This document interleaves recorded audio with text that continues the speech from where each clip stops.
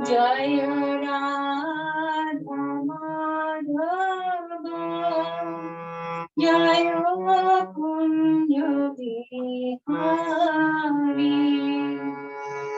जय राधा माधव जय कुंज बिहारी जय गोपी जनमानव जय गिरिवरधारी जय गिरिवरधारी जय गोपी जनमानव जय गिरिवरधारी जय गिरिवरधारी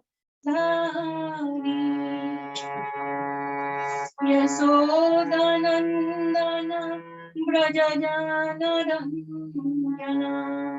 यशोदानंदन व्रजजानरञ्जन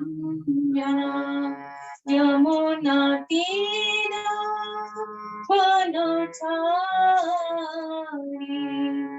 यमुनातीरवनचारी जय राधा माधव जय कुंज बिहारी हरे कृष्ण कृष्ण कृष्ण हरे हरे हरे राम राम राम हरे हरे हरे कृष्ण कृष्ण कृष्ण हरे हरे हरे राम राम राम हरे हरे हरे कृष्ण कृष्ण कृष्ण हरे हरे हरे राम राम राम हरे हरे जय गुरुदेवा जय पति पावन शील गुरुदेवा जय प्रभुपाद जय प्रभुपाद जय प्रभुपाद जय प्रभुपाद निताय गौर हरि बोल हरि बोल निताय गौर हरि बोल निताय गौर हरि बोल हरि बोल हरि बोल निताय गौर Hari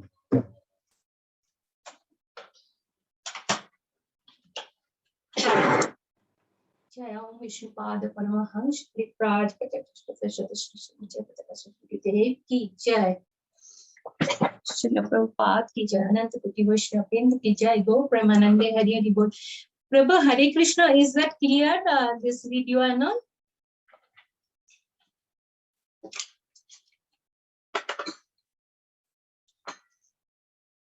Partho Rika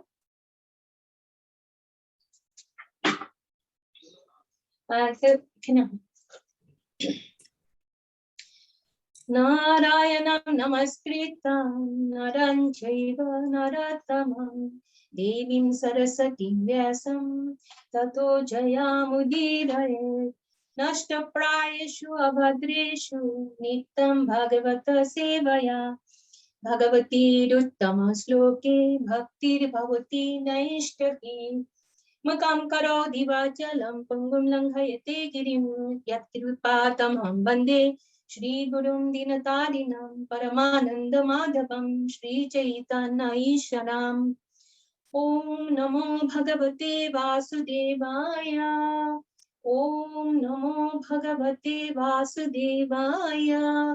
Om Namo Bhagavate Vasudevaya. Reading from Srimad Bhagavatam, Canto 7, Chapter 2, text number 6. In the matter of Hiranyakashipu, king of the demons. Sapatne ghatito khudre vrata me daita shuri. Sapatne ghatito khudre vrata me daita shuri. Pashnigrahena harina samena api upadhavane. Sapatne ghatito khudre vrata me daita shuri. Pashnigrahena harina samena api upadhavane. Word by word meaning. Sapatne, by the enemies, Ghatita, killed. Khutre, insignificant in power. Brata, brother. Me, my. Daita, very dear. Shuri, well-wisher. Pashnigrahena, attacking from the rear. Harina, by the Supreme Personality of Godhead. Samena, equal to everyone, both the demigods and demons. Api, although. Upadhavane, by the worshippers, the demigods. Translation. My insignificant enemies, the demigods, have combined to kill my very dear and obedient well-wisher, my brother Hiranyaksha. Although the Supreme Lord Vishnu is always equal to both of us, namely the demigods and the demons, this time, being devoutly worshipped by the demigods, he has taken their side and helped them kill Hiranyaksha. Purport by Srila Prabhupada. As stated in Bhagavad Gita 9.29, Samaham Sarva Bhuteshu, the Lord is equal to all living entities. Since the demigods and demons are both living entities, how is it possible that the Lord was partial to one class of living beings and opposed to another? Actually, it is not possible for the Lord to be partial. Nonetheless, since the demigods and the devotees always strictly follows the Supreme Lord's orders, because of sincerity, they are victorious over the demons. Who know that the Supreme Lord, that the Supreme Lord is Vishnu, but do not follow his instructions. Because of constantly remembering the Supreme Personality of Godhead, Vishnu, the demons generally attain Sayuja Mukti after death. The demon Hiranyakashipu accused the Lord of being partial because the demigods worshipped him. But in fact, the Lord, like the government, is not partial at all. The government is not partial to any citizen. But if a citizen is law-abiding, he receives abundant opportunities from the state laws to live peacefully and fulfill his real interest.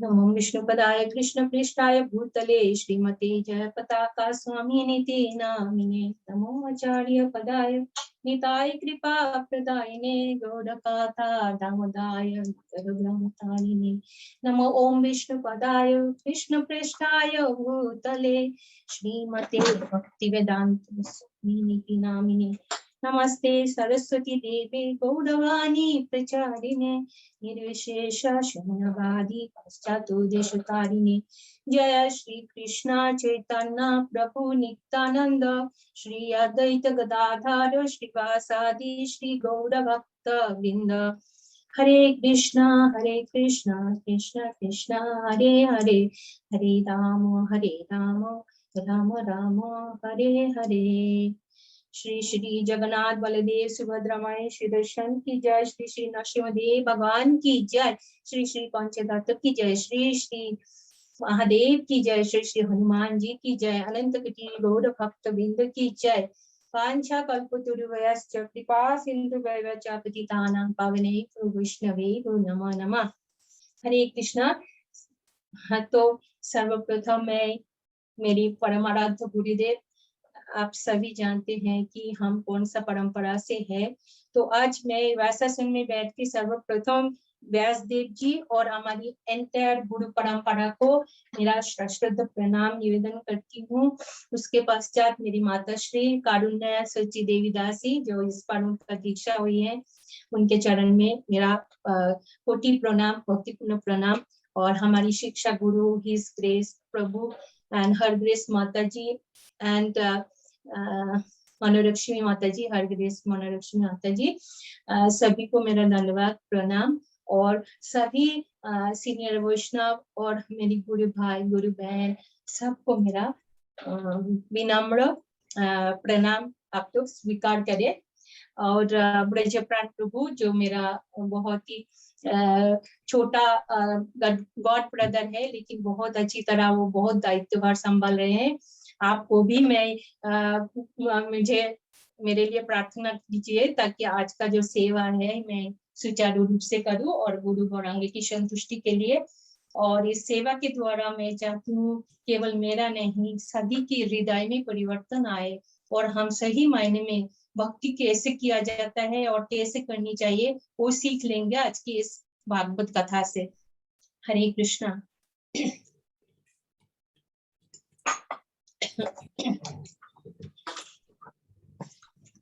सर्वप्रथम हम थोड़ा background देना चाहेंगे क्योंकि बहुत से भक्त नया है, पहली बार उन्होंने आज का क्लास अटेंड कर रहे हैं। तो इस सेकंड चैप्टर में आज हम लोग सेकंड चैप्टर की शुरुआत करेंगे सप्तम स्कंद के।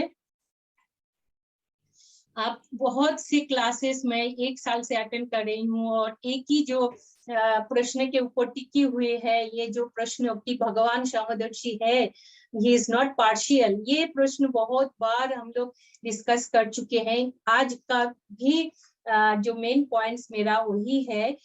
तो सेकंड चैप्टर में हम देखते हैं कि हिरण्यकशिपु जो उनकी भ्राताश्री जो हिरण्याक्ष है, उनकी मृत्यु से बहुत शोकातुर हो जाते हैं और उनके जो परिवार के लोग हैं, भ्रातुष्पुत्र है, उनकी हिरण्याक्ष का जो पत्नी है, उनकी माता दीति, सभी को इतना वो लोग शोक सागर में है। तभी हिरण्यकशिपु मतलब इतना क्रोधित हो गया। वो क्या सोचने लगा कि मेरा शुभाकांक्षी मेरा भ्राता हिरण्याक्ष को विष्णु ने और उनके साथ ये देवतागण मिल के कोलैबोरेशन करके मेरे भाई को हत्या किया है।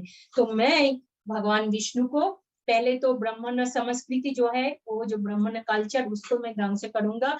उसके बाद मैं जाके ताकि पूरा हवन बंद हो जाए, स्पिरिचुअल एक्टिविटी कुछ ना हो, मंत्र उच्चारण बंद हो जाए। और उन्होंने चारों ओर लोग भिजवा दिया और सबको, ब्राह्मण को वैष्णव को पकड़ पकड़ के लेके आके उसका वध कर रहे हैं। मतलब तीनों लोग में हाहाकार मचा दिया।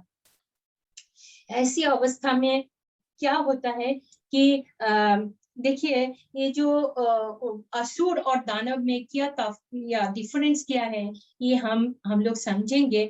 लेकिन पहले जो है बैकग्राउंड में हम देखेंगे कि ये जो सिग्निफिकेंट एनिमीज बता रहे हैं ना डेमीगॉड्स को, वो सोचते हैं कि या विष्णु का जब हवन हम बंद कर देंगे ये ब्राह्मण लोग, तो डेमीगॉड्स विचलित हो जाएंगे और डेमीगॉड्स विचलित हो जाएंगे, फिर हम विष्णु को और विष्णु का जो धाम है वैकुंठ लोक, उनको भी मैं उसको डिस्ट्रॉय कर दूंगा।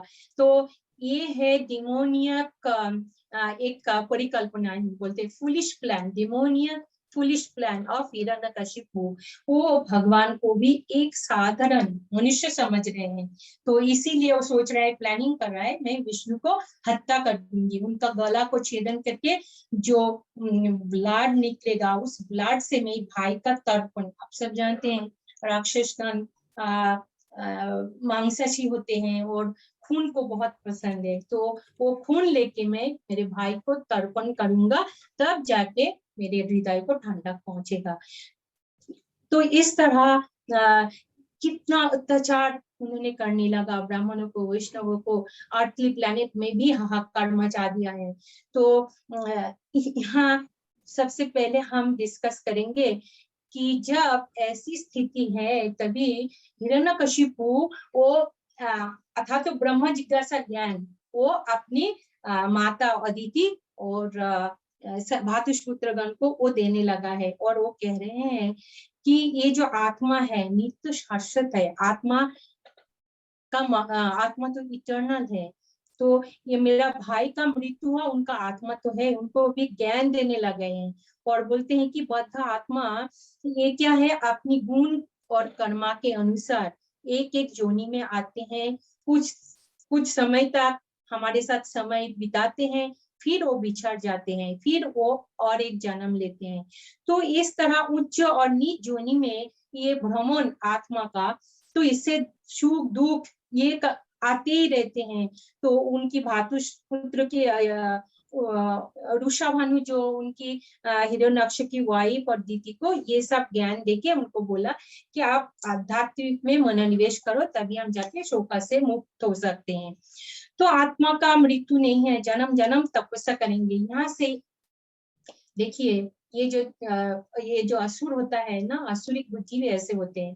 तो उन्होंने अभी सोच लिया आत्मा तो अमर है, मृत्यु नहीं है, तो मैं जन्म जन्म तक तपस्या करूंगी जब तक मुझे ब्रह्मा का पद नहीं मिले। तो उन्होंने बहुत मंदराचल पर्वत में जाके कठोर तपस्या करने लगा।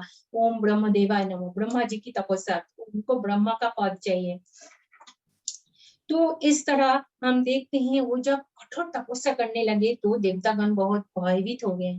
तो बोले एक तो हमारी ये हिरण्यकशिपु एक होके इतना समस्या, और एक फिर से वो ब्रह्मा की पद चाहता है, तो वो ब्रह्मा पद में जाएगा तो हमारा क्या होगा।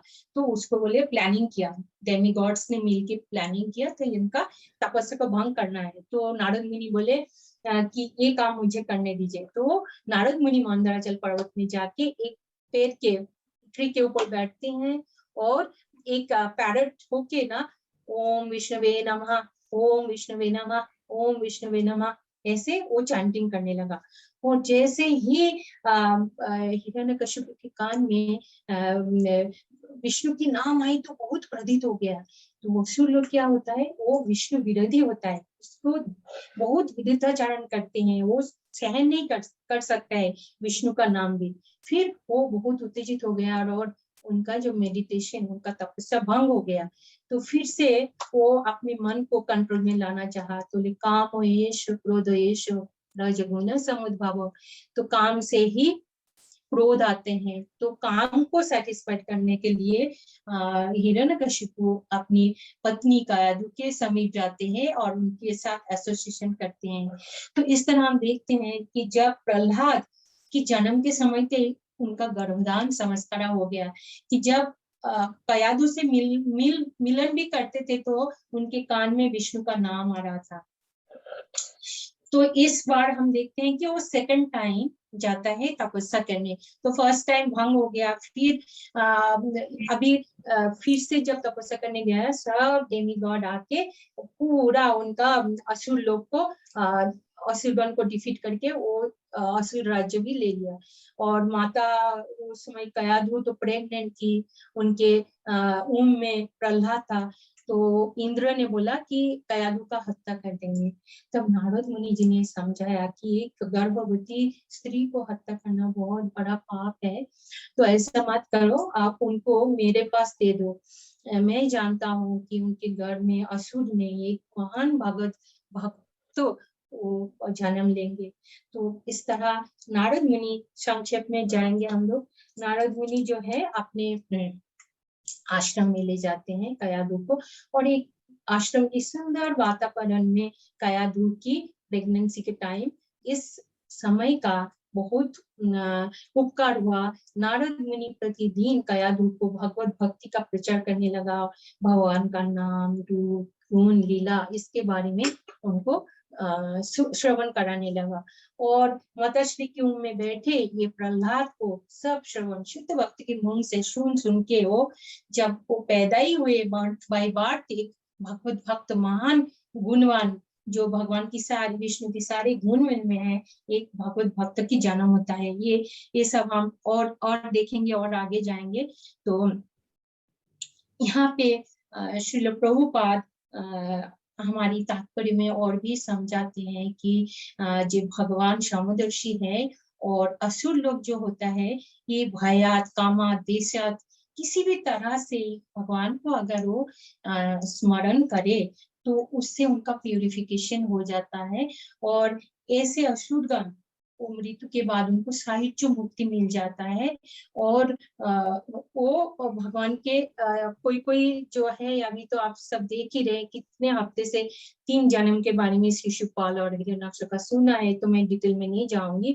तो यहाँ पे तो शास्त्र में बताते हैं कि 3 जन्म के बाद ही उनको फिर से नित्य पार्षदत्व मिला है। तो मैं भक्ति विजय स्वामी महाराज को मैं बोल रही थी कि समहम सर्वभूत से इसके बारे में आप क्या बताएंगे। तो महाराज बोल रहे थे कि ये जो पंच तत्व बोलছে श्री कृष्ण चैतन्य प्रभु जीवे दया कोरी सपार सदस्य धाम सहो अवतरी। तो भगवान जब आते हैं तो उनका धाम लेके आते हैं, उनके साथ पार्षद गण को लेके आते हैं। तो ये जो ड्रामा चलता है तो भगवान ये ड्रामा क्यों करते हैं ताकि हमें शिक्षा देने के लिए इस ड्रामा के माध्यम से। तो ड्रामा में हमेशा देवतागण भी रहेंगे असुरगण भी रहते हैं तब ड्रामा कैसे होगा। तो ये जो शिशुपाल जैसे विभाग ये भगवान का नित्य पार्षद है, ये तो भगवान की लीला में भाग लेने के लिए यहाँ आए फिर वो वापस अपने सेवा में फिर से वो उनको भगवान ले चलते हैं।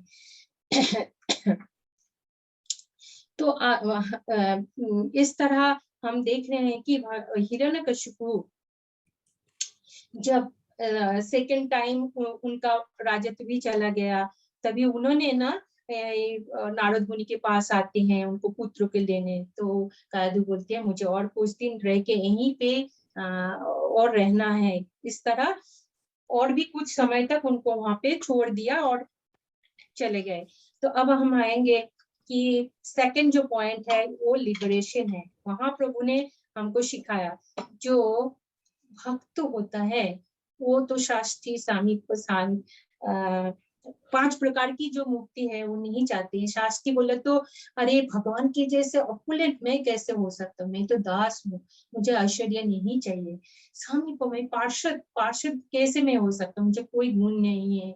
सामीप्य शास्त्री और बोलेंगे कि मुझे भगवान के जैसा रूप रूप का नहीं, मैं कैसे भगवान के जैसे रूप लेके मैं सेवा कैसे करूं। तो भगवान का भक्त जो होता है ये 5 प्रकार की मुक्ति एक भी नहीं चाहते हैं। वो बोलते हैं मुझे मुक्ति नहीं चाहिए, मुझे क्या चाहिए, जन्म जन्म में श्री चैतन्य महाप्रभु हमें सिखाया है न धनम न जनम न सुंदरी कविता व जगदीश काम है मम जन्मनि जन्मनि ईश्वरे भवतार भक्ति रही तुकी। तो हमको जन्म जन्म में वो बोलते हैं मुझे मोक्ष भी नहीं चाहिए, कितना भी जन्म मिले कोई मुश्किल नहीं है। तो हमको भक्ति करना चाहिए, भगवान की चरण में आयुध की भक्ति हो। तो यहाँ पे भक्ति विनोद ठाकुर जी ने बहुत सुंदर एक भजन गाया है कि वो बोलते हैं मारू बीरा खुबी जो इच्छा तुहारा नीतु दासु प्रति तू आयोधिकारा जन्माओ बिमुए इच्छा जोदि तोरा भक्त गृहे जनी जन्म हो मोरा कीटो जन्म हो যথা তু আদাস বহির মুখ ব্রহ্ম जन्मे नाही आशो। तो बोलते अगर आप चाहते हैं प्रभु मेरा जन्म हो तो भक्त के घर में मेरा जन्म हो ताकि मेरा सेवा ना छूटे, मैं प्रसाद पाता रहूं, भगवान का नाम जपता रहूं। अगर मेरा कीट के रूप से, इंसेक्ट के रूप से भी जन्म हो तो भी मुझे कोई ये नहीं है, मुझे ब्रह्मा की पद नहीं चाहिए। तो ये है भक्त भक्ति, जो शुद्ध भक्त है उनका ये यही चाहते हैं, वो हेल में है या हेवन में है, बस उनको सेवा मिले। जैसे कि आप गोपी चंदन के बारे में जानते हैं, किसी ने उनका पदधूलि नहीं दिया है, लेकिन गोपी ने क्या कहा, जब भगवान अच्छे हो जाएंगे, हम हेल में जाए तो भी कोई समस्या नहीं है, जितना चाहे तुम लेके जाओ। ये है पूर्ण रूप से शरणागत आत्मसमर्पण भक्तगण है।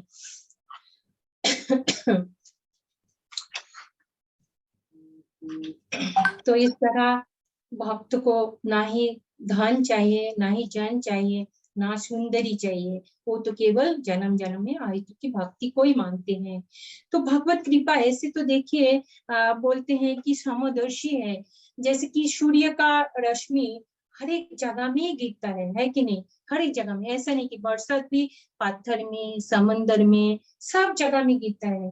तो इसी हिसाब से भगवान समदर्शी है। जैसे कि गुरु महाराज कहते हैं कि एक छोटा लड़का वो घर को पूरा लॉक करके बैठा है, विंडो क्लोज है और पूरा अंधेरा करके घर में वो सो रहा है, और दोपहर में 12 बज चुके हैं।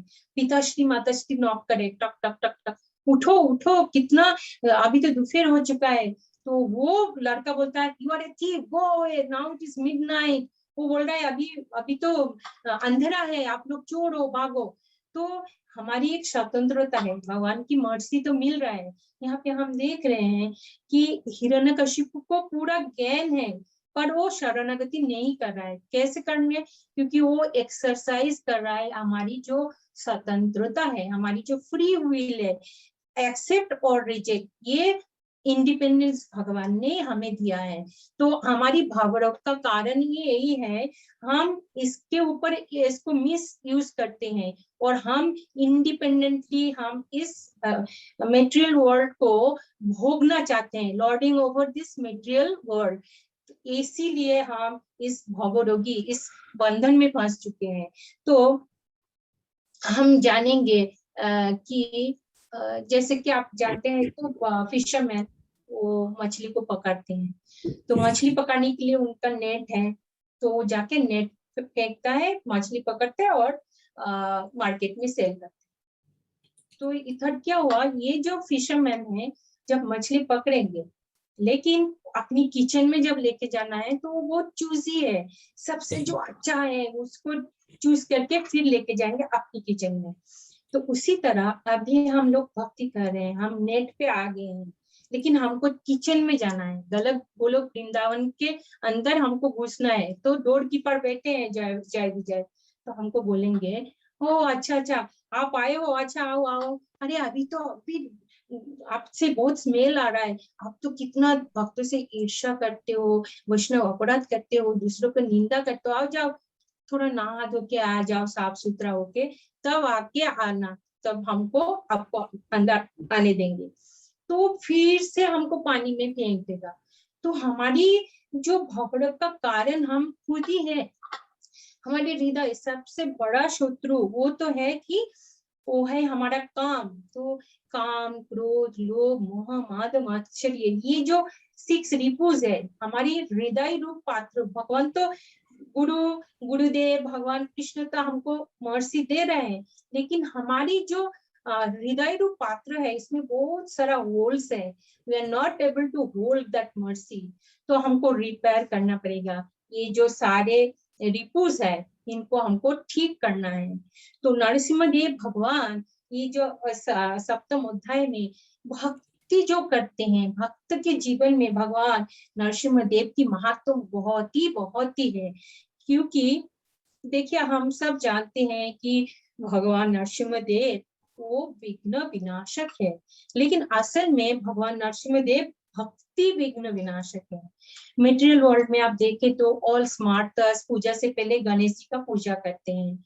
तो गणेश जी भी भगवान नरसिम्हा का महान भक्त हैं, और उन्होंने उनको एम्पावर किया है कि मेटेरियल विघ्न विनाशक आप ऑब्स्टिकल दूर कर सकते हैं, लेकिन भक्ति में, स्पिरिचुअल जो विघ्न हमारी साधना पे, हमारी भक्ति जीवन में आगे बढ़ने के लिए जो ऑब्स्टेकल्स है, वो केवल भगवान नरसिंह देव भी हमको मुक्त कर सकते हैं। इसीलिए भक्ति जीवन में आगे बढ़ने के लिए भगवान नरसिंह देव का पूजा अर्चन बहुत ही महत्वपूर्ण है। और एक प्रश्न है कि जब कोई नरसिंह भगवान का पूजा करते हैं तो जीवन के अंत के बाद वो कहाँ जाते हैं? नरसिंह के धाम में जाते हैं या गोलोक में जाते हैं, कहाँ जाते हैं? तो देखिए, हमारी जो आराध्य देव है, जो श्याम सुंदर फॉर्म, वो सबसे श्रेष्ठ है। और राम कृष्ण नरसिंह देव, ये भी परावस्था है। तो ये तीन जो रूप है ना, नरसिंह भगवान, वो क्या करते हैं, हमारी कृष्ण के ओर जाते, जो ऑब्स्टिकल है वो रिमूव करके ही will help us to achieve that गोल।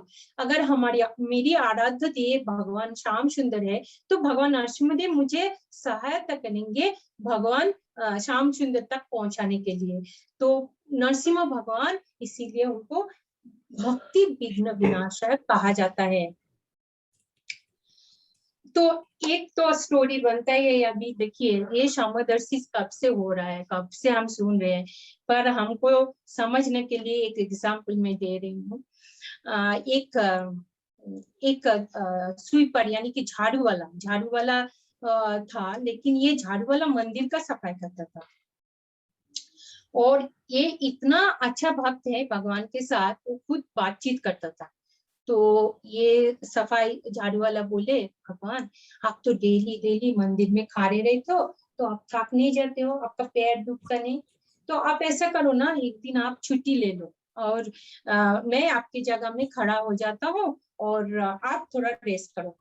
तो भगवान बोला ठीक है, लेकिन मुझे बहुत अच्छा लगता है, मेरे भक्त जो आते हैं मुझसे प्रार्थना करते हैं, मुझे अच्छा लगता है। तो ठीक है आप आज रेस्ट करो। तो ठीक है, लेकिन एक शर्त पर। क्या है? आप मुंह नहीं खोलोगे, बात नहीं करना है। तो बोले अच्छा ठीक है।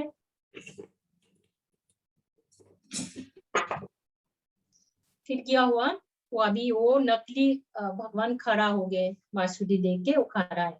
तो एक बंदा आया, बहुत रईस आदमी, मतलब बहुत धनी है, और मनी पर्स से चकाचक 2000 निकाला मनी पर्स से और हुंडी में डाल दिया। और उसके बाद बहुत प्रार्थना करने लगा, भगवान से विनती किया और वो प्रणाम करके चला गया। तो वो चले जाने के बाद और उन्होंने क्या किया, वो मनी पर्स जो हुंडी बॉक्स के ऊपर रखा था वो लेने भूल गए। फिर क्या होता है, वो दूसरा भक्त आते हैं भगवान के पास, वो बहुत गरीब 5 दिन 1 हफ्ता से खाने को नहीं मिला, बच्चे लोग भूखा है। तो वो 50 पैसा का एक कॉइन हुंडी में डाला और बोले, भगवान आप कुछ करो, कुछ कृपया कुछ करो, नहीं तो हमारे बच्चे लोग मर जाएंगे। और बहुत प्रणाम शनाम किया और उठ के देखा कि हुंडी बॉक्स के ऊपर मनी पर्स पड़ा है। तो बोले, ओ भगवान आप तो ऑलरेडी इंतजाम कर दिया है, बहुत बहुत धन्यवाद। वो लेके चला जाता है। अभी ये जो धनी व्यक्ति, वो गाड़ी में जाके वो उसको याद आता है कि मेरा तो मनी पर्स वहीं छोड़ के आ गया। तो बोलते हैं मैं वो पुलिस वगैरह लेके आया, कौन लिया, किधर गया। तो थर्ड जो है, उस समय और एक भक्त आते हैं और भगवान से विनती करते हैं कि आज मैं सेलिंग के लिए जा रहा हूँ, मेरी शिप जाएगा बिजनेस के लिए बांग्लादेश, तो आप मेरा सहायता करना, रक्षा करना। तो वो आके प्रणाम कर रहे थे, तब भी आके उनको पकड़ लिया, यही इधर ही मैं छोड़ के गया, इन्होंने लिया। तो फिर पुलिस आके उनको कैच करके लेके जाने वाले। तब क्या हुआ, वो नकली भगवान जो है, वो बोले मैं और नहीं रुक सकता हूँ, ये अन्याय सहन नहीं कर सकता। फिर बोले रुको, ये नहीं, वो जो गरीब आदमी आया था ना, उन्होंने मनी पर्स दिया है, इनको आप छोड़ दो। फिर इनको छोड़ दिया। फिर रात को अभी उनका सेवा खत्म, तो भगवान ने कहा कैसा गया पूरा दिन? बोले फर्स्ट क्लास। बोले फर्स्ट क्लास? तुमने मेरा सारा प्लान को बिगाड़ दिया है। कि कैसे? तो भगवान बोलते हैं, देखो मेरा तो मास्टर प्लान है, हर एक जीवात्मा के लिए मास्टर प्लान है। पहला जो वो आदमी आया था, वो धनी व्यक्ति, वो और 2-3 दिन के अंदर एक्सीडेंट में वो मरने वाला है, वो उसका he will die within this week। तो मैं सोचा कि कुछ अच्छा कर्म करे, भक्त के सेवा में कुछ पैसा दिया तो जमराज उनके कुछ पुण्य फल होगा। और दूसरा जो है वो गरीब आदमी आया था, वो अपनी भूखे बच्चे के लिए उसको आपने डाल दिया, वो तो बच्चे भी मर जाएंगे। और तीसरा जो आए थे वो सेलिंग के लिए जा रहा है। मैं ही सोचा आज और लॉकअप में चला जाता तो अच्छा था, आज का दिन उनके लिए सही नहीं है।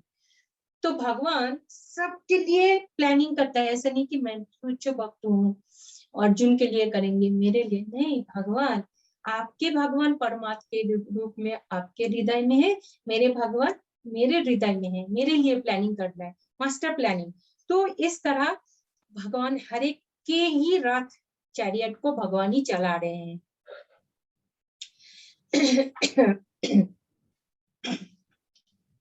तो और भी एक छोटा सा एग्जाम्पल है, आप सब जानते हैं अकबर बीरबल का कहानी। तो सेलिम जहांगीर जब छोटा था, अकबर नौका विहार में जाते थे गर्मी के सीजन में, तो एक दिन गिर गया था सेलिम। और राजा का तो इतने बॉडीगार्ड्स है, सिक्योरिटी है, फिर भी अकबर ने तुरंत जंप किया और सेलिम को बचाया। तो यहाँ पे देखिए, जो ऐसे तो सब भगवान की संतान है, लेकिन सुसंतान जो भगवान के ऊपर पूर्ण रूप से शरणागति करते हैं और पूर्ण रूप से प्रीति पूर्वक प्रेम पूर्वक उनकी सेवा करते हैं, उनके लिए भगवान विशेष कृपा करते हैं। तो भगवान का यहाँ भगवान he is partial to his devotees, क्योंकि भगवान की जो भक्त होते हैं वो पूर्ण रूप से उनके ऊपर शरणागत होते हैं, इसीलिए वो उनका भक्त अनुग्रह का तरह इसको बोलते हैं। मतलब अपनी भक्त के लिए वो ये प्रेम का लक्षण है। मतलब ये एक दिव्य भाव, ये भगवान का कैरेक्टर का बहुत सारे अच्छे गुण में से एक गुण है भक्त वात्सल्यता। तो ये भगवान का भूषण है, नॉट दूषण। इसको उनके चरित्र का एक ऑर्नामेंट्स कहा जाता है कि yes I am partial two my devotees. तो भगवान इस तरह हम जानते हैं कि किस तरह पुंडरीक विद्यानिधि को चौपेटाघात मिला था। जब आप सब जानते हैं कि प्रतिदिन पुंडरीक विद्यानिधि वो मंगल आरती को जाते थे और उनको स्वरूप दामोदर जी उनको बुलाने आते थे। तो एक दिन क्या हुआ, जब ठंडी के मौसम होता है ना, षष्ठी माघ महीना से पहली दफा वो मारवा वस्त्र यानी कि बहुत कांजी डाल के भगवान को वस्त्र पहना जाता है ताकि शरीर गर्म रहे।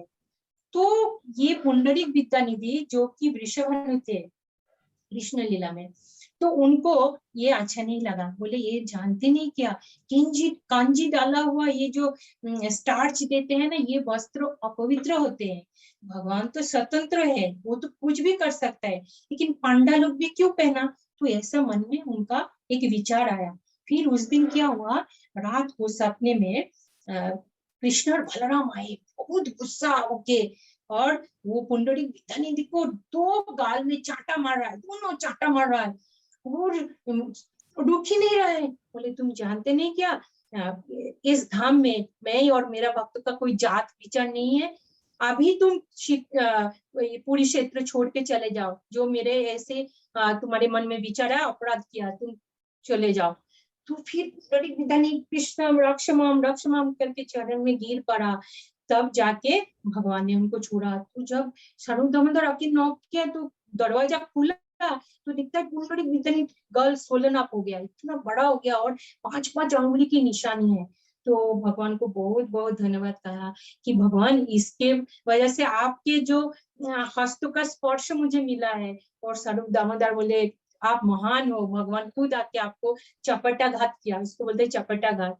तो भगवान बोलते हैं जो मेरे भक्त है उनके लिए मैं पार्शियलिटी करता हूँ, जो मेरा अभक्त है उनके लिए ना मैं पुरस्कृत करता हूँ ना ही मुझे उन्हें दंड देता हूँ, लेकिन मेरे भक्त के लिए उनको सुधारने के लिए मैं कभी कभी ये स्वप्न द्वारा ये सब लीला करके उनको सही मार्ग में ले आता हूँ। तो इस तरह भगवान समदर्शी सबके लिए नहीं है। जैसे कि गवर्नमेंट आप सब जानते हैं, हम ओमान में है, एक्सपैट के लिए एक ही रूल है, जो रेड सिग्नल है ट्रैफिक में वो अगर हम क्रॉस करें तो हमको डिपोटेशन और जेल, ये सबके लिए बड़ा, खाली हमारे लिए नहीं, पूरे ओमान में जितने लोग रहते हैं एक्सपर्ट सबके लिए एक ही नियम। तो उसी हिसाब से गवर्नमेंट जो है एक रूल उसी हिसाब से समदर्शी है, एक ही आइन है भगवान का। हो सकता है आप लोग समझे हैं कि इसका अर्थ। तो बोलते हैं हराभो अभक्तस्य कुतो महद्गुना। हम देख रहे हैं कि ये जो हिरण्यकशिपु है कितने गुण है, वो इतनी बड़े तपस्वी है। भगवान ब्रह्मदेव भी को कहा है तुम्हारे जैसे इतनी बड़ी तपस्या कोई नहीं कर सकता है, भृगु मुनि आदि भी नहीं कर सकता है। उनको उनका स्पिरिचुअल नॉलेज भी है, वो स्कॉलरली पर्सन है, लेकिन क्या खराबो अभक्तस्य कुतो महद गुना, ऐसी महद गुण का कोई यूज नहीं है। अगर आप कृष्ण भक्त ना हो, अगर आप भगवान का भक्त ना हो, तो इस गुण का कुछ महिमा नहीं है। पूरी जगत जानते हैं आप असुर श्रेष्ठ है और हिरण्यकशिपु और प्रहलाद का देखिए वो कितना, भगवान की सभी महत् गुण उनमें है और सभी जानते हैं कि ये भगवत भक्त महान भक्त है विष्णु का, वो है श्री प्रहलाद। तो उसी रूप से जानते हैं। तो जो भगवान की विरोधी करते हैं, विरुद्धाचरण करते हैं, उनके लिए बोलते हैं, उनके लिए ये जीवन जो है एक कुआं, there is no water in the well. उनके जीवन ऐसा है क्योंकि वो टेम्पोररी चीजों के साथ संबंध जोड़ के अपने जीवन को बिताना चाहते हैं। हरे कृष्ण, क्या टाइम होते हैं पार्था इतना है ना। हरे कृष्ण। तो उनके लिए बोलते हैं कि वो कुआं जहाँ पे पानी नहीं है, तो तत्साधु मन ने असुरवारिया देही नाम बोलते हैं। कौन बोलते हैं? प्रहलाद उनके पिताश्री को बोलते हैं, हे असुर श्रेष्ठ, आप तो अनित्य वस्तु, घोड़ीटा ऊपर अनित्य वस्तु के साथ आप जीवन जोड़ के आप सुख और दुख को भोगत रहे हो। अभी भी समय है, आप हरि की पाद में आश्रय लो, वन में जाके, वृंदावन में जाके कृष्ण भावनामृत को अवलंबन करके आपके जीवन को सुधारो।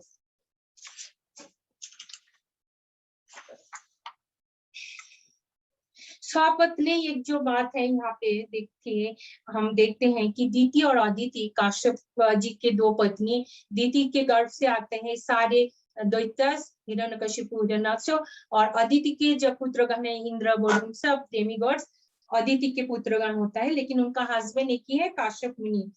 को वाइफ्स यहाँ पे दिखाते हैं कि और भी एक कारण है, देवता और असुर दोनों ही जानते हैं भगवान को। भगवान सभी कुछ का सोर्स है ही भगवान, फिर भी एक जन भगवान के आदेश निर्देश को मान के चलता है और दूसरा जन जो है असुर जो है उनका विरुद्धाचरण करते हैं, उनका रूल्स रेगुलेशंस फॉलो नहीं करते हैं।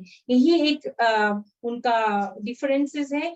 और असुर जो होते हैं वो भी सेंस कंट्रोल करने में बहुत एक्सपर्ट होता है, भक्त भी है, लेकिन वो क्या करते हैं सेंस को वो कंट्रोल करके वो तपस्या करना चाहते हैं, इसीलिए ताकि वो और भी अच्छी तरह से इंद्रिय तृप्ति करे, बहुत और अच्छी तरह, इसीलिए वो करते हैं। लेकिन भक्त जो होते हैं वो क्या बोलते हैं, वो काय मन वाक्य से जो भी कुछ है भगवान, सब कुछ भगवान की सेवा में लगाना चाहते हैं और कुछ उनका उद्देश्य नहीं है।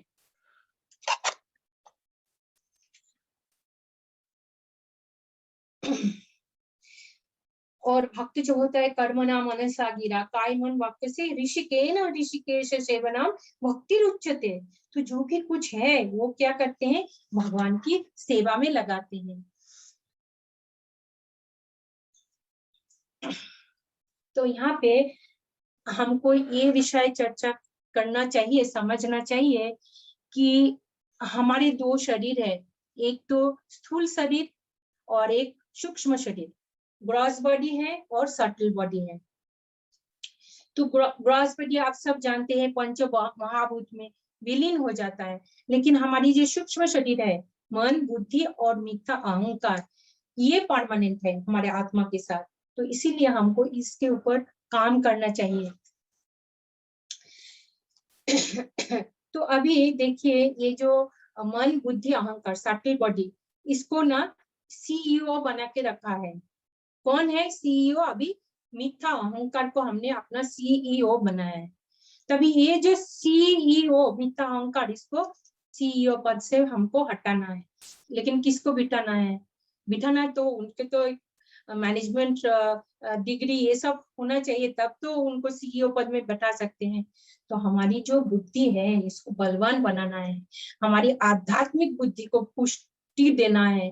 तो इसीलिए श्रवणम कीर्तनम विष्णु स्मरणम ये करके उनको शक्तिशाली बलवान बना के उनको सीईओ पद में बिठाना चाहिए। अभी ये जो जब बुद्धि सीईओ पद में बैठा है तो मिथ्या अहंकार आएगा, प्रपोजल भी देंगे, हमको एंजॉय करना है, तो बोलेगा, अभी बुद्धि बोलेगा नो नो एंजॉयमेंट। अभी मैं बुद्धि क्या बोलेगा कि अब तुम्हें डिस्को जाना है या भागवत पढ़ना है? बुद्धि बोलेगा नो डिस्को, अभी तुम भागवत लेके पढ़ो। क्योंकि वो जानते हैं मैं, मेरा परिचय है कृष्ण का नित्य दास हूँ, मैं भोक्ता नहीं हूँ। तो मेरा कर्तव्य होता है भगवान का संतुष्टि के लिए भगवान का सेवा करना। तो ये सटल बॉडी मन बुद्धि और अहंकार तभी हमारा पीछा छोड़ेगा जब हमारी ये जो स्पिरिचुअल आध्यात्मिक बुद्धि को बलवान बना लेंगे, तब हमारी फॉल डाउन की संभावना कम होगा, दंड को हटा देंगे हम। तो साध्य है टू गेट कृष्ण प्रेम, वो है हमारी साध्य और साधना है हमारी जो through Vedic bhakti, then we have to come to the stage of raganuga bhakti, spontaneous love. तो हमें हमेशा याद रखना चाहिए कि भगवान हमें हमारी शुभ चिंतक है, भगवान हमारी वेल विशर है। अवश्य रखिबे कृष्ण विश्वास करम।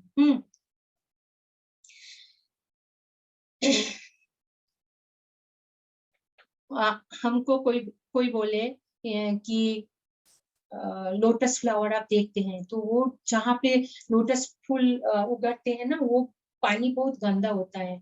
अभी लोटस फ्लावर बोलेंगे कि आप मुझे यहाँ से उखाड़ के स्वच्छ पानी में ले चलो, तो क्या बोलेंगे हम? नहीं, आप जहाँ हो वहीं से रह के आप यही सेवा करो। तो ग्रो वेर यू प्लांटेड, हम जिस स्थिति में जहाँ पे है हमको उसी स्थिति में रह के भगवान का सेवा करना है। तो जैसे कि अभी कोविड सिचुएशन में सब जानते हैं, अभी हम लोग ब्रजप्राण प्रभु, बहुत अच्छा आपका आइडिया था कि भागवतम सेवा हमारा चालू है, तो हर एक भक्त तो एंगेज टाइप फुल्ली, ये बहुत अच्छा किया है आपने। और जितना हो सके आप कर रहे हैं ताकि भक्त कृष्ण भावना में रहे, क्योंकि ये जो क्राइसिस पीरियड में एकमात्र हमारी इससे उद्धार पाने का एक ही मात्र उपाय है, वो है प्रार्थना। प्रार्थना की शक्ति, प्रार्थना की शक्ति क्या है? जब हम भगवान के साथ बातचीत करते हैं उसको बोलते हैं प्रार्थना। तो हम जब भगवान को प्रार्थना करते हैं तो हमारी शक्ति के साथ भगवान की शक्ति मिल जाते हैं। जैसे मैं यहाँ अभी बैठी हूँ, मैं मायापुर जाना चाहती हूँ, तो मुझे ना मैं पैदल जाऊंगी तो 2-3 महीने लग जाएगा, तो मुझे have to take the help of plane. Aeroplane से मैं जाऊंगी तो 3 घंटा में पहुंच जाऊंगी। तो श्रील प्रभुपाद प्रार्थना की शक्ति बताते हैं कि हम सब जानते हैं श्रील प्रभुपाद ओनली 10 years के अंदर, 10 साल के अंदर क्या कुछ नहीं किया उन्होंने। 108 मंदिर, फॉर्म, कम्युनिटी, इतने सारे भागवतम का उन्होंने ट्रांसलेशन किया है। इतना कुछ कोई कर सकता है? नहीं कर सकता है। तो श्रील प्रभुपाद प्रार्थना कहते हैं। तो 1980 में शांतिपुर में जो अद्वैत आचार्य का घर है, वो पुजारी बताते हैं श्रील प्रभुपाद वहां जाके मंदिर के पीछे बैठ के रोते थे और पुकारते थे, प्रार्थना करते थे, मैं किस हेतु जा रहा हूँ यूएस में, आप मेरी सहायता कीजिए। तभी उनकी प्रार्थना, भगवान की शक्ति उनके साथ मिल के ये असंभव को संभव हुआ है। तो हम जब प्रार्थना करेंगे इस क्राइसिस पीरियड में, हम हमारे नियर एंड डियर वन, हमारे रिलेटिव सब यहाँ पे नहीं है, तो हम उनके लिए प्रार्थना कर सकते हैं। तो भगवान हमें प्रार्थना से प्लीज होके हमको प्रोटेक्शन देंगे। कृष्ण के हम प्रोटेक्शन में रहेंगे तो अभय भक्त जो होते हैं उनके हृदय में भय नहीं है, अभय बोलते हैं। आप प्रहलाद को देखिए, किसी भी स्थिति में वो उनके पिताश्री किस तरह उनको मारने को प्रयत्न किया, लेकिन वो कदापि नहीं बोला भगवान आप आके मुझे बचाओ, वो कभी नहीं बोला। वो केवल भगवान का स्मरण करता रहा। बाकी वो प्रोटेक्शन वाली बात तो भगवान विष्णु स्वयं कर रहे, माता लक्ष्मी जब पॉइजन देने वाले थे, माता लक्ष्मी गए महेश के पास, ये कैलाश में, कि आज मेरे पुत्र को पॉइजन देने वाले हैं, आप कृपया जाके वो जो पॉइजन का जो रिएक्शन आप पूरा ये खत्म कर दीजिए। तो भगवान के शरण में हम जब है तो भगवान हमारी पूरी दायित्व ले लेते हैं। तो हमारे अच्छे गुण हमारे अंदर आना है, ईर्ष्या ना करना, सरल हृदय से सबको प्रेम देना, प्रेम लेना। और हमारी हृदय में जो अपने शत्रु बैठा है, तो नरसिंह भगवान को उपास तो करते हैं हम जाके, फिर कुछ भौतिक चीजें मांग लेते हैं। तो हमको कितने जन मांगा है कि हे प्रभु मेरा ये जो स्वरूप है, मुझे शुद्ध भक्ति अपरा भक्ति करने में मुझे ऑब्स्टिकल बन रहा है, इसको आप हटाइए। हम ऐसा कभी बोलते हैं? नहीं बोलते हैं। तो हमको ऐसा बोलना चाहिए कि हमारे अंदर ही शत्रु बैठा हुआ है, अब प्रभु कृपया इसका विनाश करे ताकि मैं आपके लिए आहित की अप्रतिभक्ता कर पाऊं। तो श्री प्रहलाद महाराज क्या मांगे थे? भगवान बोले कुछ वरदान मांगो। बोले प्रभु मुझे जड़ अभिलाष ना रहे, आप ये वरदान दीजिए, और मुझे आहित की अप्रतिहत भक्ति करना है। और एक सबसे बड़ा भय है कि कृष्ण विस्मृति, always remember Krishna, never forget Krishna, इससे मैं डरता हूँ, आप इसको ठीक कर दीजिए। तो भगवान जब बोले वो तो मैं करूंगा और तुमको राजगद्दी में मैं बिठा रहा हूँ, तो राजगद्दी भी नहीं चाहिए। लेकिन प्रहलाद जब देखा ये भगवान चाहते हैं और हमारी प्रजागण को एक राजा जो राजा ऋषि राजा चाहिए प्रजागण की प्रोटेक्शन के लिए, और ये प्रभु का सेवा बोल के उन्होंने ग्रहण किया। तो हम भी भक्ति में हैं, हमको भी कुछ पोजीशन पद पाने के लिए कुछ करना नहीं चाहिए। अगर कुछ सेवा हमें मिला है तो हमको यही सोचना है कि भगवान वाहिद की कृपा के द्वारा मुझे ये सेवा में नियोग किया है, ताकि मैं ये सेवा को अच्छी तरह कर पाऊं, ना कि मेरे ये सेवा करके मैं भगवान से कुछ मांगू। तो फिर तो हम बिजनेस डील हो जाता है। तो हम अहितु की अप्रति हता भक्ति करने के लिए हमको नरसिंह भगवान से तहे दिल से प्रार्थना करनी चाहिए। ये जो भक्त वत्सल, ये जो दिव्य स्तर में स्थिति है, सच्चिदानंद गुण है भगवान की। और भगवान कभी कभी केवल भक्त वत्सल नहीं है, कभी कभी भगवान इंडिपेंडेंट भी है। कोई अगर उनसे कोई अपराध करते हैं तो भी भगवान उनको पनिशमेंट नहीं देते हैं। ये भगवान की खुद की इंडिपेंडेंस है, वो चाहे तो किसी को पनिशमेंट ना भी देंगे। ये यथा माम प्रपद्यन्ते ताम तथैव भजाम्यहम्। तो बोले जो हमारी शरणागति के अनुसार भगवान हमें पुरस्कृत करता है। जैसे मेरी भक्त लोग जैसे मुझे शरणागति करते हैं, as all surrender unto me, I reward them accordingly। मैं जितना आपका शरणागति के हिसाब से भगवान हमें पुरस्कृत करता है। श्री कृष्ण चैतन्य प्रभु जी दया करी, सपार्षदोषियोधम सहु अवतोरी। श्री कृष्ण चैतन्य प्रभु जी दया करी, सपार्षदोषियोधम सहु अवतोरी। অত্যন্ত দুর্লভ প্রেম করিবারে দান, শিখায় শরণাগতি ভক্তের প্রাণ। দৈন্য আত্মনিবেদন ভক্তিতে বরণ, অবশ্য রক্ষিবে কৃষ্ণ বিশ্বাস করুন। শ্রীকৃষ্ণ চৈতন্য প্রভু জীবে দয়া করি, সপার্ষদোষীয় ধাম सहु अवतोरी। तो जब गुरु महाराज जैसे भक्त लोग बोलते हैं सर्वत्र হয় যার इष्ट देव स्फूर्ति, हमें उसी स्टेज में आना है। वो कैसे मुमकिन होगा? जैसे कि श्रील गुरुदेव के क्वार्टर में एक असिस्टेंट होता है ना, हमेशा वो सेवा के लिए जाते हैं। तो एक भक्त ने सेवा करने गया तो उनका टी शर्ट में लिखा हुआ है GAP, गैप।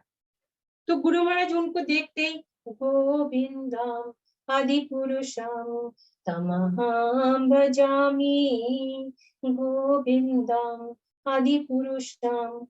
तो हमने देखेंगे तो ऐसे इष्ट देव स्फूर्ति होगा क्या? भगवान जैसे लिखा हुआ है गैप, उसको स्पिरिचुअलाइज कर दिया। और एक भक्त भी आया, उनका भी टी शर्ट में लिखा हुआ है आदिदास। तो ऐसे तो आदिदास का लोगो होता है all day I dream about sports, तो गुरु महाराज उसको क्या बना दिया? All day I dream about Shyam. तो ये है सर्वत्र হয় যার इष्ट देव स्फूर्ति, उनका इस पेज में वो आ गए हैं। तो ये जो हमारी यात्रा जो है कृष्णा की ओर है, हमारी गोल अभी क्लियर है, कोई कंफ्यूजन नहीं है। जब सदगुरु जीवन में आते हैं तो आपका गोल जो है वो क्लियर हो जाता है, तो उसी ओर हमको जाना है। हम आधा समय परनिंदा परिचर्चा ये सब करेंगे तो भक्ति कब करेंगे? तो एक माता जी थी, वो मुझे बता रही थी कि एक माता जी है, मेरा एक मेंबर, उनको मैं भक्ति में लेके आई, उनको शिक्षा दिया, उनको आज अच्छा से सेवा भी करते हैं, लेकिन वो जाके मेरे बारे में कुछ कुछ बोलते हैं। फिर वो माता जी ने बोला, मैंने बोला माता जी को, आप उन माता जी को जाके आप प्रणाम करो और प्रणाम करके बोलो, माता जी आपके चरण में कोटि प्रणाम। यही तो आप मेरी शुभ चिंतक है, मुझ में क्या खोट है मैं नहीं जानती हूँ, आपको इतना समय है, मुझ में क्या खोट है, डिफेक्ट्स है, आप निकाल के दे रहे हो, आप मेरे शुभ चिंतक है तो कृपया आप दूसरे को मत बताइए, मेरी डिफेक्ट्स क्या है आप मुझे बताइए, तो मैं एक प्रयत्न करूंगी, इसको करेक्शन तो मुझे ही करना है ना, तो मैं इसका अवश्य प्रयत्न करूंगी और आपको बहुत बहुत धन्यवाद। तो हम दूसरे की इसमें इन्वॉल्व हो जाएंगे, फॉल्ट फाइंडिंग में आधा समय हो जाएगा, तो हमारा समय कहाँ है? हम कब हमारी जो लक्ष्य है उसमें क्लैरिटी कब लाएंगे?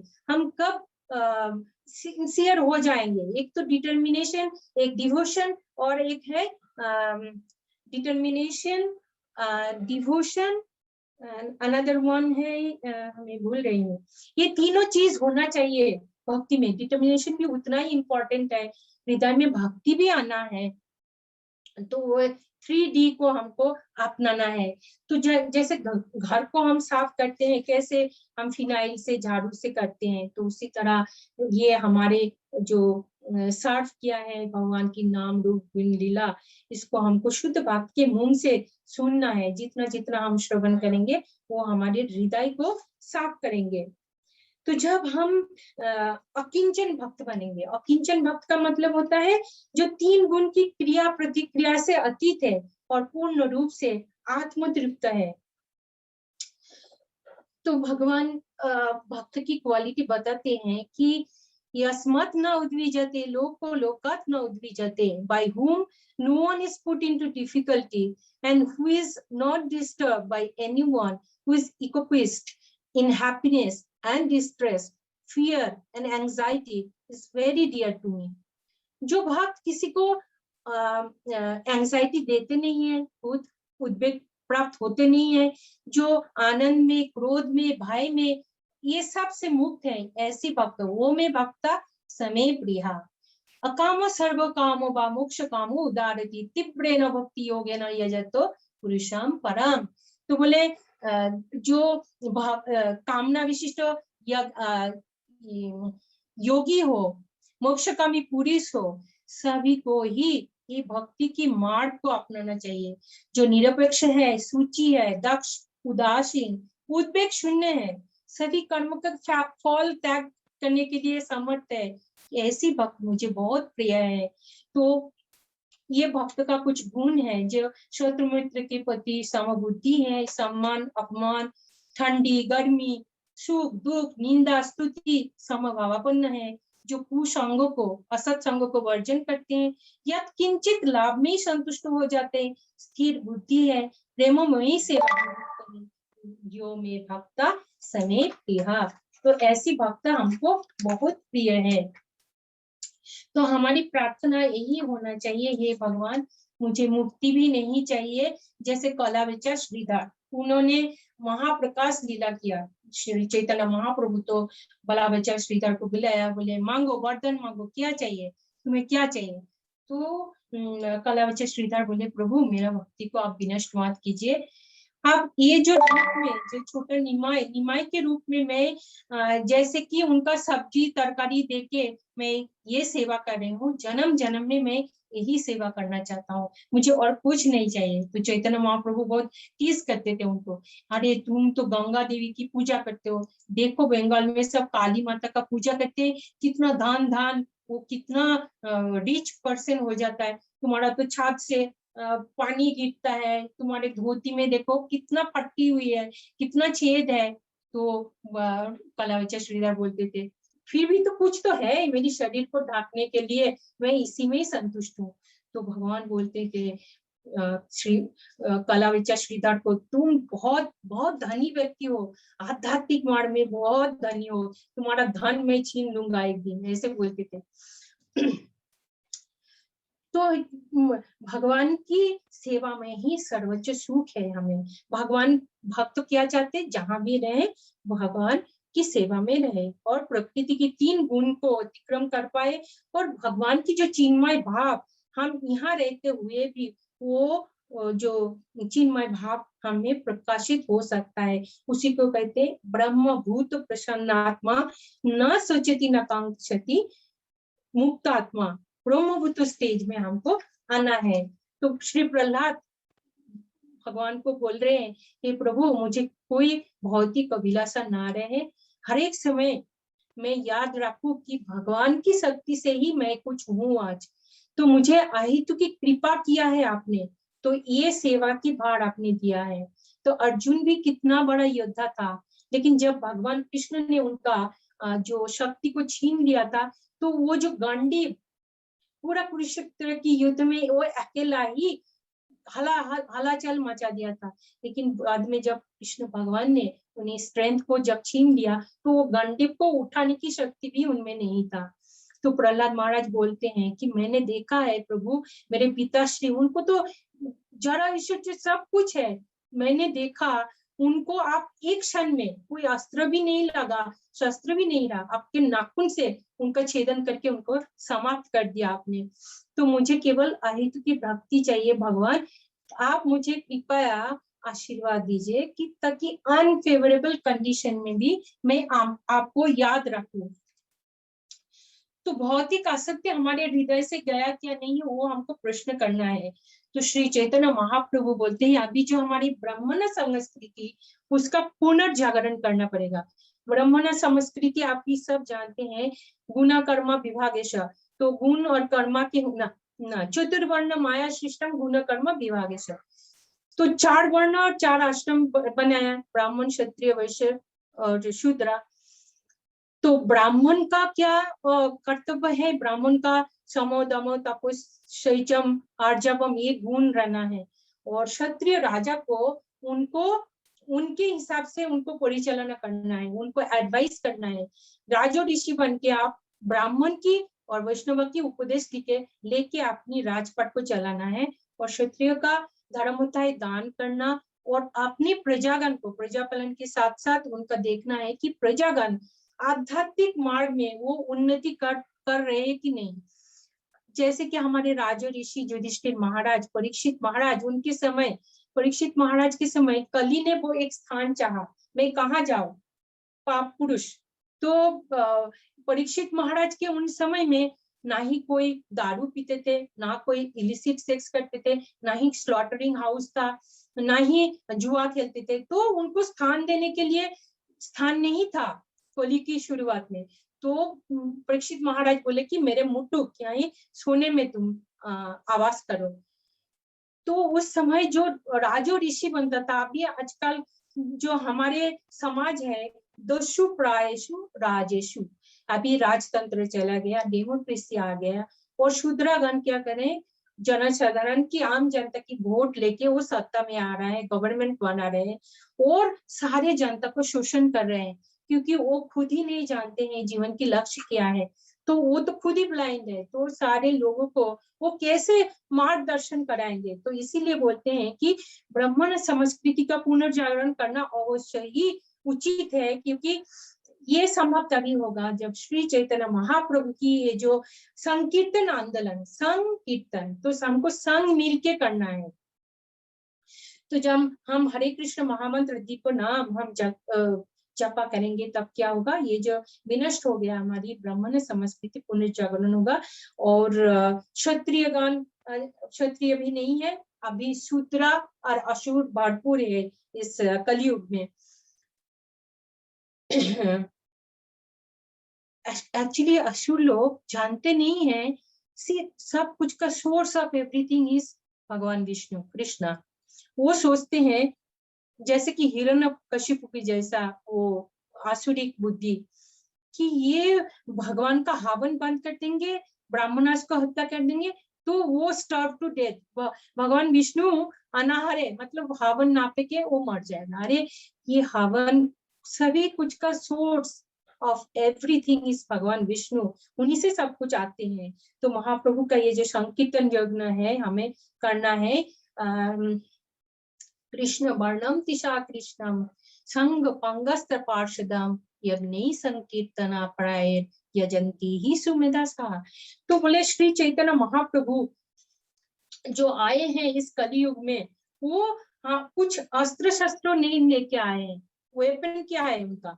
वेपन है उनकी खुद की ब्यूटी, उनका वेपन है खुद की विनम्रता, उनकी वेपन है करताल मृदंग, उनकी वेपन है उनकी संग पंगास्त्र। ये सब लेके आए हैं, केवल प्रेम प्रेम देके, कोई किसी को महत्ता नहीं, अपनी हृदय की परिवर्तन करने आए हैं। वो है श्री चैतन्य महाप्रभु जो स्वयं कृष्ण है, और उन्हें निज जीवन में इसको आचरण करके हमें शिक्षा प्रदान किया है। तो तो भक्त की सारी गुण, ये जो नो ईर्ष्या, सरलता हृदय में रखना, फुल फेथ गुरु कृष्ण में रखना है। तो और भक्ति में आगे बढ़ने के लिए भक्त पदजाल, ये सब तो आप जानते हैं, भक्त पद राज, भक्त पदजाल, भगवान की उच्छिष्टा। तो गुरु कृष्ण में हमको अटूट फेथ लाना है। तो सबरी आप सभी जानते हैं, सबरी जो थे वो नीच कुल ट्राइबल लेडी थी, तो उनका शादी के लिए फिक्स हो गया था। तो उनके घर में बहुत भेड़ बकरे लेके आए, गोट्स है, लैम, उस बहुत सारे एनिमल्स को कोटियार में बांधा गया। तो उन्होंने माताश्री को पूछा, सागरी ने, कि माताश्री ये सारे भेड़ बकरियां ये सब क्यों लेके आए हैं? तो भी उनकी माताश्री कहते हैं कि ये जो है कल तुम्हारा शादी है, इनका ये मांस सबको खिलाएंगे। तो जब ऐसा देखा इतने सारे निसहाय प्राणी की हत्या होगी, तो उसी रात सबरी घर छोड़ के चला जाता है और जाके एक आश्रम में पना लेते हैं। और वहीं पे एक गुरुजी है, उनको उनके आश्रम में रह के वो प्रतिदिन पूजा अर्चना काज में गुरुजी को सब सेवा करती रही। और जब उनकी गुरु की शरीर त्यागने की समय हो गया, उनका बहुत उम्र हो गया था, तभी उन्होंने बोले गुरु जी को जाके प्रणाम किया और बोले, गुरु जी आप तो जा रहे हो, मुझे कहाँ मिलेगा भगवान को ढूंढ के, मैं कहाँ मिलेगा मेरे श्री राम को, मैं कहाँ उनकी दर्शन मिलेगा? तो तभी उनके गुरु जी ने कहा है, तुम गुरु आश्रम में रह के, घर में ही रह के आप उनका साधन भजन करते रहो, और एक दिन स्वयं राम भगवान आपको आके तुम्हें दर्शन देंगे। तो यहाँ पे देखिए, अहम भक्त पराधीन, भगवान जो भक्त शुद्ध भक्त है वो भक्त का पराधीन है, क्योंकि उनके गुरुदेव बोला था कि राम भगवान को आना है तुम्हें दर्शन देने, तो राम भगवान को आना ही पड़ा। तो जब भगवान श्री राम आए, तो उन्होंने उनके चरण से मुहार बिंद तक उन्होंने निहारते हुए रोने लगे। उनकी इतनी बुरी हो गई, और आईलिड ना मानो कि जो आंख बंद हो रहा है, तो ऐसे आईलिड उठा के भगवान को देख रहे हैं। तभी तुरंत उन्होंने अपने गुरुजी को ध्यान से उनको बुलाया, प्रणाम किया, बोले हे प्रभु, आज प्रभु रामचंद्र स्वयं आए हैं मुझे दर्शन देने। इतने दिनों की प्रतीक्षा के बाद भगवान आए, फिर तो आए तो है, आपकी बात सही है। तो वो उनके गुरुजी बोले अभी उनको आसन में बिठाओ, बिठा के पाद पूजा करो, और जो फल मूल है वन से लाए हो वो भगवान को खिलाओ। तो सबरी ने किया क्या, खुद खा खा के चाक के देखा ये मीठा है कि नहीं, तब राम भगवान को खिला रहे। और भगवान इतने आनंद से उनकी भक्त की झूठन खा रहे हैं। तो ये हृदय उनके मतलब रोम रोम में राम बैठा हुआ है। कब से वो इंतजार में है कि भगवान श्री राम आएंगे और उनको दर्शन देंगे।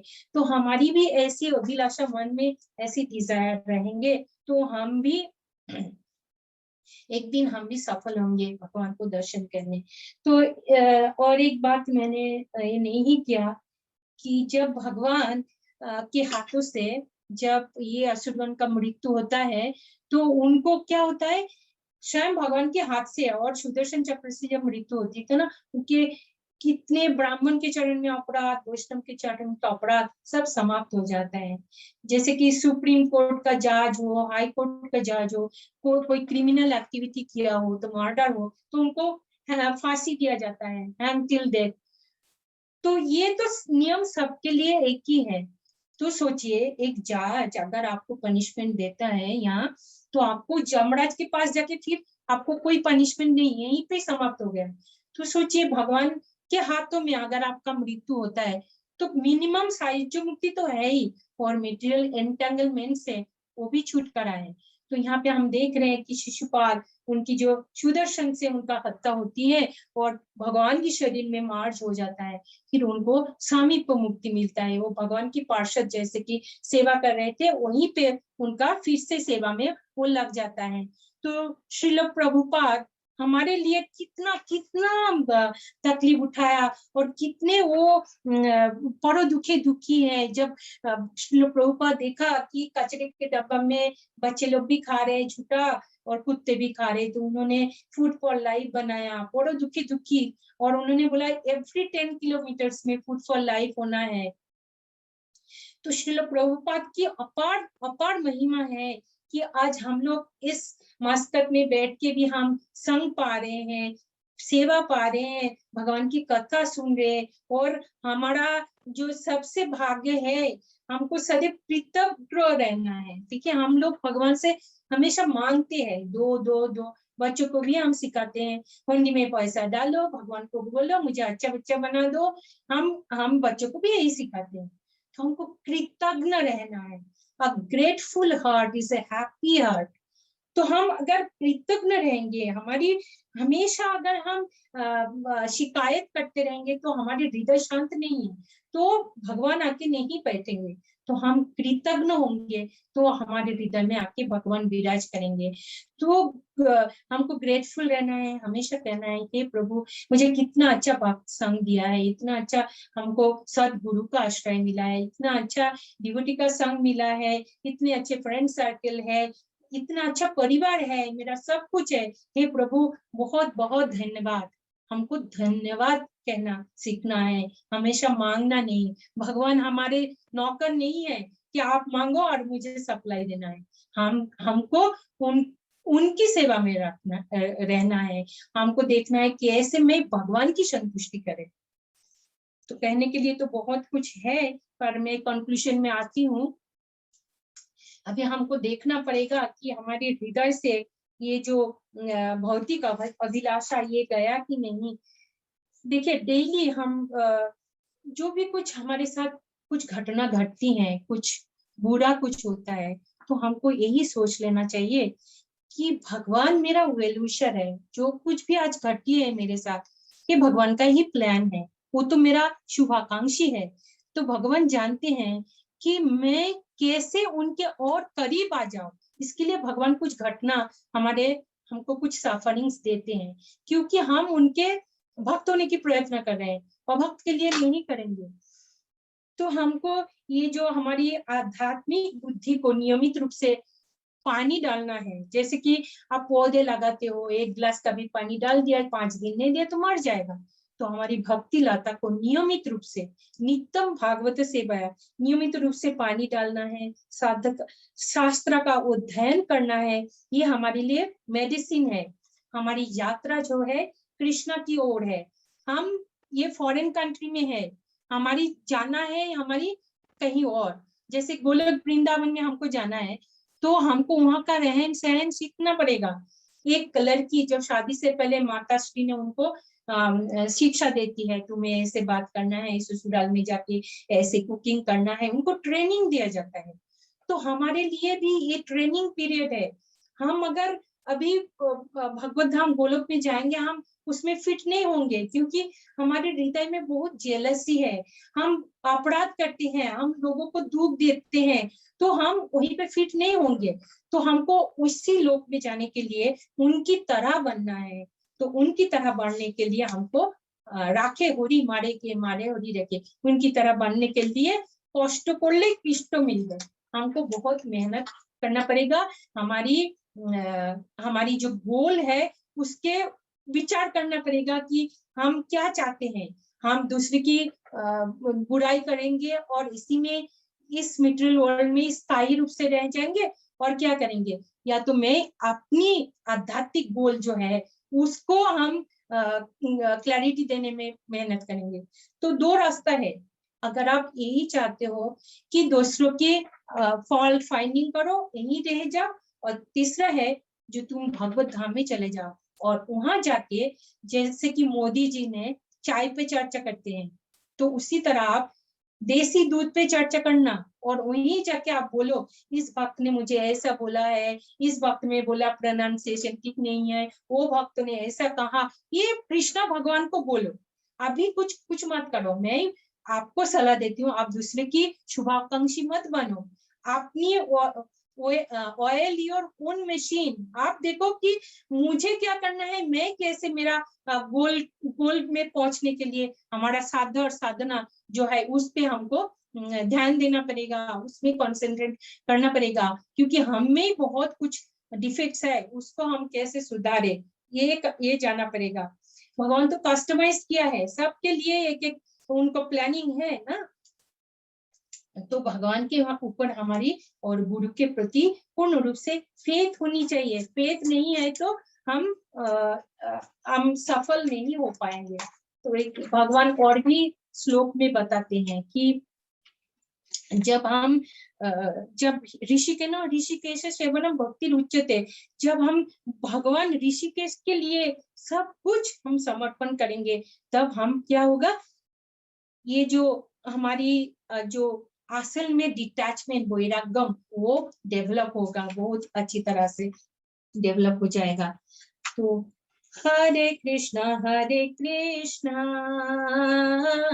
कृष्णा कृष्णा हरे हरे, हरे राम राम राम हरे हरे।